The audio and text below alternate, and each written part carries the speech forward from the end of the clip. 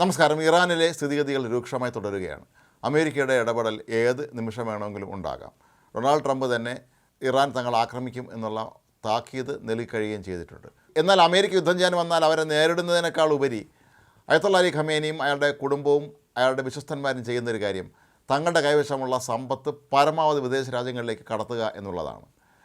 കഴിഞ്ഞ 2 ദിവസത്തിനുള്ളിൽ അയത്തുള്ള അലി ഖമേനിയുടെ മകനായ മൊജ്തബ ഖമേനിയുടെ വിദേശ രാജ്യങ്ങളിലുള്ള അക്കൗണ്ടുകളിലേക്ക് പോയത് $1.5 ബില്യൺ ആയിരുന്നു.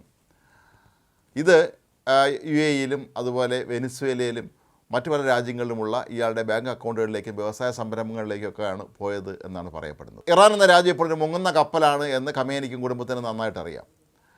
അതുകൊണ്ട് തന്നെ ഈ മുങ്ങുന്ന കപ്പലിൽ നിന്ന് എത്രയും വേഗം ചാടി രക്ഷപ്പെടുക എന്നുള്ള ദൗത്യത്തിലാണ് ഇപ്പോൾ അവർ ഏർപ്പെട്ടിരിക്കുന്നത്. അമേരിക്ക ആക്രമിക്കാൻ വന്നാൽ അവരെ നേരിടുന്നതല്ല, തങ്ങൾക്കങ്ങനെ തടി രക്ഷിക്കാം എന്നുള്ള കാര്യത്തിലാണ് ഇപ്പോൾ ഈ ഖമേനിയും കുടുംബവും ശ്രദ്ധ കേന്ദ്രീകരിച്ചിരിക്കുന്നത്. ഖമേനിയുടെ 3 ആൺമക്കളുണ്ട്. മുസ്തബയെ കൂടാതെ മറ്റ് 2 മക്കൾ കൂടെയുണ്ട്. ഇവർക്കെല്ലാവർക്കും വിദേശ രാജ്യങ്ങളിലുള്ളത് ശതകോടികളാണ്. അത്രയും വലിയ നിക്ഷേപങ്ങളാണ് പാശ്ചാത്യ രാജ്യങ്ങളിലും അതുപോലെ ഗൾഫ് രാജ്യങ്ങളിലുമൊക്കെ തന്നെ ഉള്ളത്. മാത്രമല്ല 1979 ഇവർ ഇവിടെ അധികാരം പിടിച്ചെടുത്തതിന് ശേഷം ഈ ഖമേനിയുടെയും മക്കളുടെയൊക്കെ ആസ്തി എത്രയോ ഇരട്ടി വർദ്ധിച്ചു എന്നാണ് പറയപ്പെടുന്നത്. കാരണം ബലം പ്രയോഗിച്ച് പലരുടെയും നല്ല വസ്തുക്കൾ എവിടെ കണ്ടാലും അത് തട്ടിയെടുക്കുക എന്നുള്ളത് ഈ ഖമേനിയുടെ മക്കളുടെ ഒരു സ്ഥിരം പരിപാടിയാണ്. ഇതിനെല്ലാം തന്നെ ഖമേനിയുടെയും അയാളുടെ ഒപ്പം നിന്ന വിശ്വസ്തരുടെയും മൗനാനുവാദവും ഉണ്ടായിരുന്നു. ഇങ്ങനെയാണ് ഇവർ ഓരോന്നായി ഈ വെട്ടിപ്പിടിച്ച് ശതകോടികൾ സമ്പാദിച്ചത്. ഖമേനിയെക്കുറിച്ച് തന്നെ ഇപ്പോൾ പറഞ്ഞു കേൾക്കുന്നത് പരമാവധി ആസ്തിയും കയ്യിലെടുത്തുകൊണ്ട് റഷ്യയിലേക്ക് രക്ഷപ്പെടാൻ ഇയാൾ ശ്രമിക്കുന്നു എന്നുള്ളതാണ്.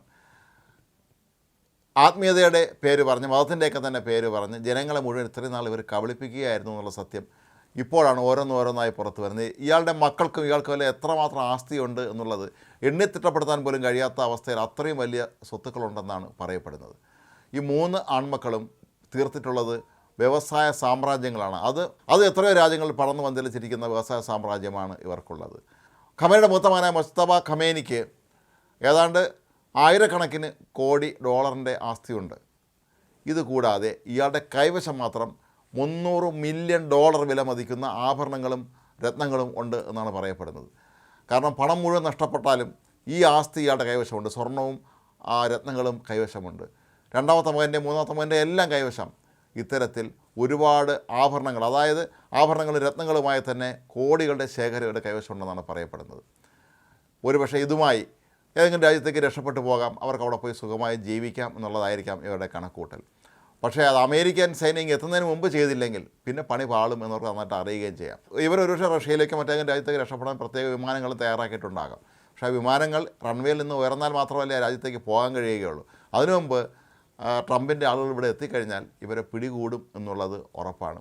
പിന്നെ ഇവരുടെ ശിഷ്ടജീവിതം ജയിലിലോ തൂക്കുമരത്തിലോ കഴിയേണ്ടി വരും. ഇവരുടെ ആസ്തികൾ കണ്ടുകെട്ടുമെന്ന് നന്നായിട്ട് അറിയുകയും ചെയ്യാം.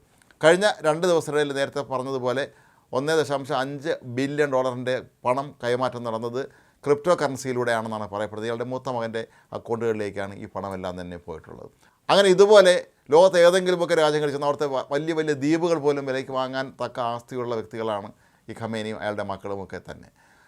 ഇറാനിലെ ജനങ്ങൾ കഞ്ഞി കുടിക്കാൻ ഗതിയില്ലാതെ ആലയുന്ന ഈ സമയത്താണ് ഇവർ ഇത്രയും വാരിക്കൂട്ടി, അതും മതത്തിൻ്റെയും വിശ്വാസത്തിൻ്റെയൊക്കെ പേരിൽ ആളുകളെ ഇത്രയും നാൾ പറഞ്ഞ് കബളിപ്പിച്ചിട്ട് ഈ സ്വത്തുക്കളെല്ലാം ഇവർ പല രാജ്യങ്ങളിലും, അത് യൂറോപ്യൻ രാജ്യങ്ങളിലൊരു സ്വത്തുണ്ട്, വെനിസ്വേലയിൽ വരെ ഉണ്ടെന്നുള്ള നമ്മൾ മനസ്സിലാക്കേണ്ടതുണ്ട്. ഈ മൂത്ത മകന് വെനിസ്വേലയിൽ പോലും ഒരുപാട് ആസ്തികളുണ്ട്. ഒരുപക്ഷെ വെനിസ്വേലയിൽ ഇപ്പോൾ അമേരിക്ക ഇത്രയും ശക്തമായ സൈനിക നടപടി നടത്തിയതിൻ്റെ പിന്നിൽ പോലും ഇവരുടെ ആസ്തികൾ അവിടെ ഉണ്ട് എന്നുള്ള കാരണവും അതിൻ്റെ പിന്നിലുണ്ടോ എന്ന് സ്വാഭാവികമായും നമ്മൾ സംശയിക്കേണ്ടി വരും. ഈ മൂത്ത മകനായ മൊജ്തബ ഖമേനിക്ക് ആസ്തികളുള്ളത് UAE, സിറിയ, വെനിസ്വേല, അതുപോലെ മിക്ക ആഫ്രിക്കൻ രാജ്യങ്ങളും ഇയാൾക്ക് സ്വത്തുക്കളുണ്ട്. 2ാമത്തെ മകനായ അലി ഖമേനിക്ക് $400 മില്യൺ ആസ്തി ഉണ്ടെന്നാണ് പറയപ്പെടുന്നത്. ഇയാളുടെ കൈവശവും മറ്റ് ആഭരണങ്ങളും അതുപോലെ വിലപിടിപ്പുള്ള സ്വർണവും എല്ലാം തന്നെ കൈവശമുണ്ട്. അങ്ങനെ ഈ 3 ആൺമക്കളുള്ളതിൽ ഇവർക്കെല്ലാവർക്കും എത്രയോ തലമുറയ്ക്ക് കഴിയാനുള്ള സ്വത്തുക്കൾ, ആസ്തിയും വ്യവസായ സാമ്രാജ്യവും എല്ലാം ഇവരുടെ കയ്യിലുണ്ട്. സ്വന്തം രാജ്യത്തെ ജനങ്ങൾ പട്ടിണി കിടക്കുമ്പോഴാണ് ഇവർ ഇത്രയും സമ്പാദിച്ച് കൂട്ടിയത് നമ്മൾ ഓർക്കുക. ഗാസയിലെ പാവങ്ങളുടെ പേര് പറഞ്ഞ് പണപ്പിരിവ് നടത്തിയ ഇസ്മായിൽ ഹനിയുടെയും അയാളുടെ മക്കളുടെയൊക്കെ ആസ്തി കണ്ട് നമ്മൾ കണ്ണുതള്ളി പോവും. അത്രമാത്രം സ്വത്തുക്കൾ ഇവർക്ക് ഖത്തറിലും തുർക്കിയിലും എല്ലാം ഉണ്ട്. ഇസ്മായിൽ ഹനിയ മരിക്കുന്നത് വരെ ചാർട്ടേഡ് ഫ്ലൈറ്റിൽ യാത്ര ചെയ്യുകയും പഞ്ചനക്ഷത്ര ഹോട്ടലിൽ താമസിക്കുകയും ചെയ്യുന്ന അത്രയും സുഖകരമായ ജീവിതമാണ് നയിച്ചിരുന്നത്. ഇവരെല്ലാവരും പാവങ്ങളുടെ പേര് പറഞ്ഞ് കരഞ്ഞിട്ട് ചെയ്യുന്ന പരിപാടികൾ ഇതൊക്കെ തന്നെയാണ്. ഇത് ലോകത്തെ പ്രധാനപ്പെട്ട തീവ്രവാദ നേതാക്കൾക്കും ഈ മത നേതാക്കളുടെ എല്ലാവരുടെയും ഒരു രീതിയാണ്. പരമാവധി ആസ്തി ഉണ്ടാക്കുക, അത് തങ്ങളുടെ പിൻഗാമികൾക്കായി കൈമാറുക, എന്നിട്ട് സദാസമയം ആത്മീയതയും ദൈവത്തെക്കുറിച്ചും അല്ലെങ്കിൽ വിശ്വാസങ്ങളെക്കുറിച്ചും ഒക്കെ തന്നെ മാത്രം പ്രഭാഷണങ്ങൾ നടത്തുക. ഇത് ഇപ്പോൾ ഇറാനെ വല്ലാത്തൊരു പ്രതിസന്ധിയിൽ കൊണ്ടുവന്ന് എത്തിച്ചു എന്നുള്ളത് മനസ്സിലായി കഴിഞ്ഞിരിക്കുന്നു. ഒരു പക്ഷേ അമേരിക്കൻ സൈന്യം ഉടനെ ഇവിടെ എത്തിക്കഴിഞ്ഞാൽ ഇവരെല്ലാവരും പിടികൂടാനും കഴിയും. പക്ഷേ ഇവരുടെ ആസ്തികൾ പലതും ബാങ്ക് അക്കൗണ്ടുകൾ വഴി വിദേശ രാജ്യങ്ങളിലെ ബാങ്കുകളിൽ എത്തിക്കഴിഞ്ഞു. വേണമെങ്കിൽ അമേരിക്കയ്ക്ക് അതെല്ലാം ഫ്രീസ് ചെയ്യാനുള്ള സംവിധാനം ഉണ്ടാക്കാൻ കഴിയും. പക്ഷേ ഇവരുടെ എത്രയോ തലമുറയ്ക്കുള്ള സ്വത്തുക്കളാണ് ഇപ്പോൾ ഈ ഖമേനി മക്കളും കൈവശം വച്ചിരിക്കുന്ന സത്യം നാട്ടുകാരും മനസ്സിലാക്കി തുടങ്ങിയിരിക്കുന്നു. ഒരുപക്ഷെ അതിൻ്റെ കൂടി പ്രത്യാഘാതമായിട്ടായിരിക്കാം ജനങ്ങൾ ഇത്രയധികം ഇളകിയെത്തി കൊന്നാലും വേണ്ടില്ല ഇവരെ നേരിടണം എന്നുള്ള ഒരു മാനസികാവസ്ഥയിലേക്ക് എത്തിച്ചേർന്നത്.